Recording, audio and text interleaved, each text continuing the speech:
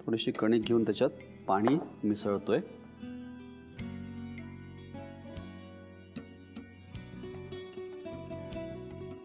तर आपण हे जे इथे शुगर फ्री वापरतोय नॅचुरा, त्याला स्मार्टवाली स्वीटनेस का म्हणतात? कारण की त्याच्यामध्ये कॅलरीज एकदम कमी आहेत नेहमीच्या साखरेच्या मानाने, पण त्याचबरोबर गोडवा मात्र बरोबर आहे, छान आहे. त्याच्यामुळे थोडंसं कॅलरीज जे कॅलरी कॉन्शियस आहेत म्हणा किंवा ज्यांना साखर चालत नाही, डायबिटीज, त्यांच्यासाठी हा प्रॉडक्ट, ही गोष्ट एकदम उपयोगाची अशी गोष्ट आहे. थोडंसं इथे कणिक घेतोय, याचे छोटे गोळे करूया आपण. आता बऱ्याच वेळा गुजिया फक्त मैद्यापासून करतात, पण मी इथे कणिक पण वापरतोय. मला नेहमी असं वाटतं की एकतर कणिक त्याच्यामध्ये फायबर जास्ती आहे, त्या दृष्टीने पण आहे, त्याचबरोबर चव पण त्यांनी खूप छान येते. कणिक आणि मैदा दोन्ही गोष्ट जर वापरल्या याच्यामध्ये तर.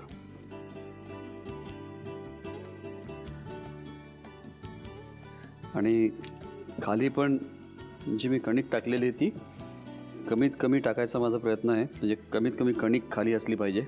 त्या 4-5 जे गोळे आहेत ते लाटून घेऊया पुरीसारखे. ही चौथी पुरी पण आपण लाटून घेतलेली आहे. आता मी एक काम करणार आहे, याच्यामध्ये आता आपल्याला सारण भरायचं आहे.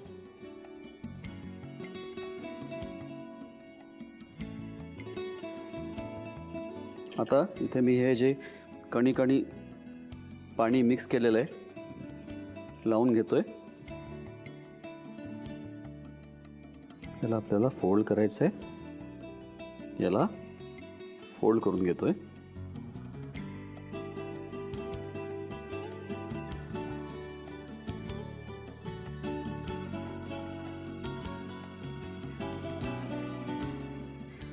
आता आपल्याला तळून घ्यायचं आहे. आपल्याला आपण हे जे गुजिया केलेले आहेत,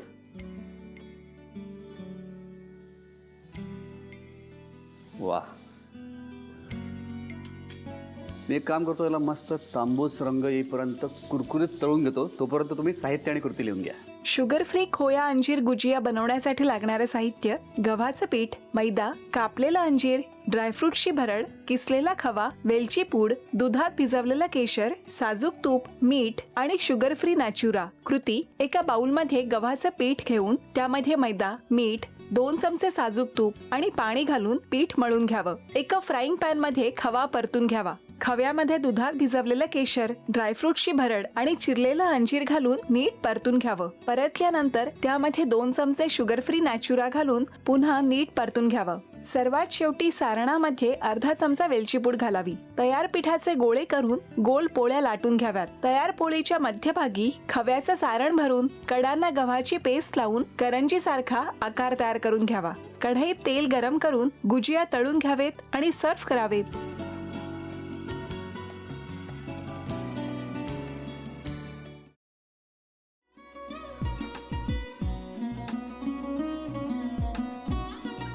लावू का? हो. असाच लावू ना?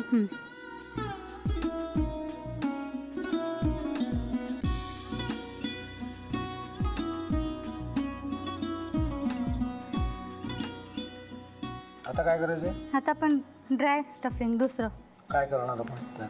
आपण ह्याच्यात मेयोनीज न टाकता बाकीचे सगळे साहित्य टाकायचे. अच्छा, हे सगळं. ऋतू, माझा तर विश्वासच बसत नाहीये. म्हणजे अगं बहिणी आमचं लग्न व्हावं म्हणून किती प्रयत्न करत होती, आणि ते सगळं करताना की शिवच्या आम्हाला माहिती पुरवते. नाही, मला नाही वाटत. गौरी, खूप चांगली आहेस गं, म्हणून तुला सगळं जगत चांगलं दिसतं.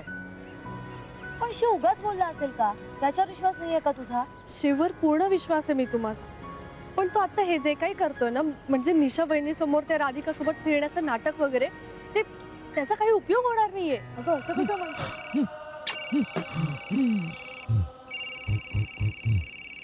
अगं निलिमा, जतीन भाईंचा कॉल आहे. हो माहितीये. रिसीव कर ना. अगं बघ, कट झाला. आता तू रिसीव केला नाहीस म्हणून ते मला करतील. अबा पुन्हा आला बघ, घे बघू. हे एक ना एक दिवस घडणारच होतं. आता मला कळलं तुम्ही 2 दिवस झाले काय सांगत होता ते. बनू हे संकेत असतात आणि हे ठरवून येत नसतात. मी बाहेर तुमची वाट बघते.